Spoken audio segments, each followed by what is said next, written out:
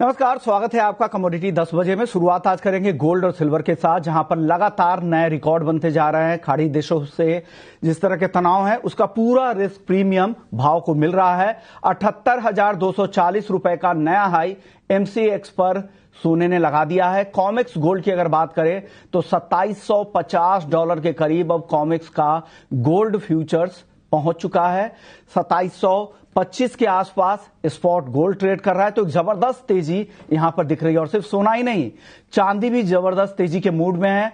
98,200 रुपए के ऊपर घरेलू बाजार में चांदी ने नया हाई बना दिया है। और बड़ी तेजी आज के सत्र में चांदी में दिख रही है। करीब करीब 2800 रुपए की मजबूती चांदी में दिख रही है। लेकिन अब सवाल यह है कि इस त्योहारी सीजन अब लोग करें क्या।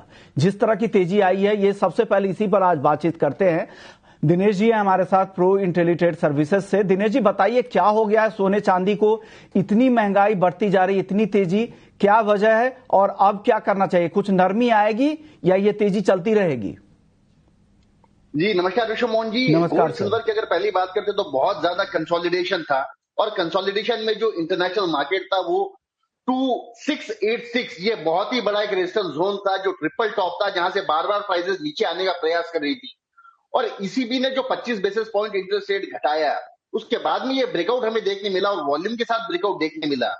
जब भी कोई कमोडिटी में मल्टी ईयर हाई क्रॉस होते हैं, उसके बाद में एक बड़ी तेजी का रुख उसमें देखने मिलता है, और यही हमें गोल्ड में देखने मिला। साथ ही साथ जो डॉलर इंडेक्स नीचे में 9960 से 103.60 आया था, उसमें भी हमें गिरावट देखने मिली है। और जो नवंबर में जो फेड की मीटिंग है, उसमें 25 बेसिस पॉइंट कटने की पूरी संभावना है। और अगर संभावना इसमें 50 बेसिस पॉइंट होती है तो मुझे लगता है आने वाले समय में गोल्ड में और भी तेजी बरकरार रह सकती है। लेकिन डाउनसाइड से अगर हम देखते, गोल्ड में 67,000 के लेवल से 78,200 के आसपास आया है। मुझे लगता है एक बड़ा मूव इसमें आया है। कम से कम इसमें 12,000 रुपए की तेजी आई है। थोड़ा बहुत यहां पर मुझे लगता है कि थोड़ा बहुत यहां से रुकना चाहिए।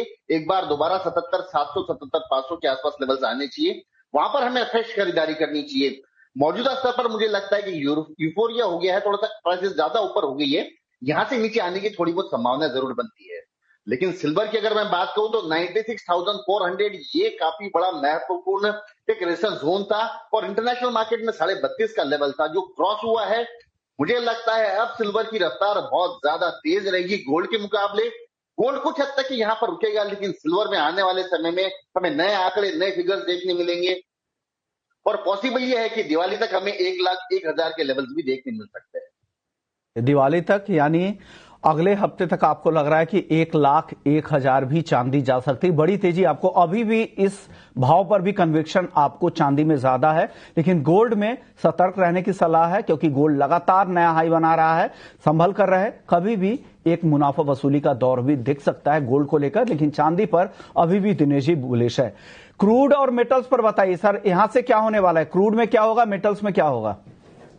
बिल्कुल सर, क्रूड में जो एक जो मूव आया था 6500 रुपए का, वो मोस्टली जो खाड़ी में तनाव चल रहा था, जो मिडिल ईस्ट टेंशन चल रही थी, उसके चलते बड़ा एक मूव आया था। बाकी उसके अलावा फंडामेंटल्स अगर देखते हो तो डिमांड सप्लाई में कोई ऐसी मेजर मूव नहीं है।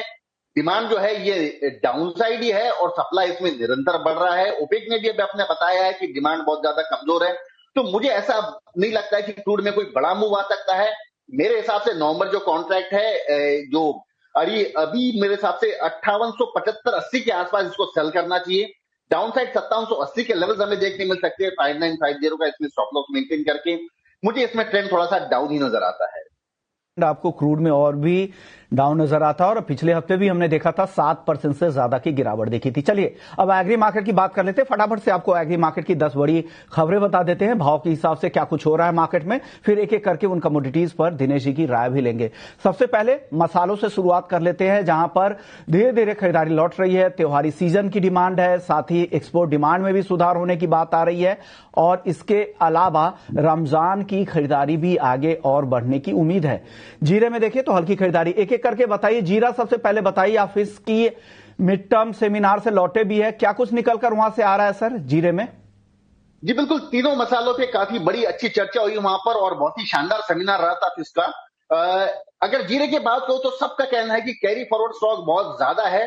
किसी ने भी इस बार ना स्टॉक किया है, ना हेजिंग के लिए कमोडिटी लगाई है, फिर भी किसानों के पास काफी ज्यादा माल है। वहां जो शंका जता रही थी 15 लाख बोरी का स्टॉक जो है अभी भी गुजरात में मौजूद है, 30 लाख बोरी का स्टॉक राजस्थान में मौजूद है, और इसी के चलते ऐसा लगता है कि शायद जो प्राइजेस नीचे आई है उसमें सोइंग करीब करीब 15 से 20% ऑल ओवर इंडिया कम होने की संभावना जता जा रही है।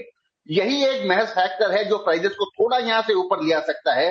ब्रॉड रेंज अगर मैं कहूं तो जीरा डाउनसाइड 24,000, अपसाइड 27,500, यह दायरा मुझे लगता है आने वाले 2 से 3 महीने में मेंटेन करेगा। अगर सोइंग 20% से और ज्यादा घटती है तो इसमें बढ़ने की संभावना है, वरना मुझे लगता है यहां से अगर 1,000 रुपए बढ़ते हैं तो बिकवाली का रूप दोबारा जारी रह सकता है। ओके सर, धनिया बताइए, धनिया धीरे धीरे अच्छी तेजी यहां पर दिख रही है 7500 के ऊपर, क्या करना चाहिए अब यहां पर? जी बिल्कुल विश्व मोहन जी, धनिया पे वहां बहुत बड़ी चर्चा हुई और धनिया में यह बताया जा रहा है कि शायद सोइंग बहुत ज्यादा घटकर नहीं आए, लेकिन एक जो सकारात्मक न्यूज है इसमें स्टॉक बहुत ज्यादा घटा है।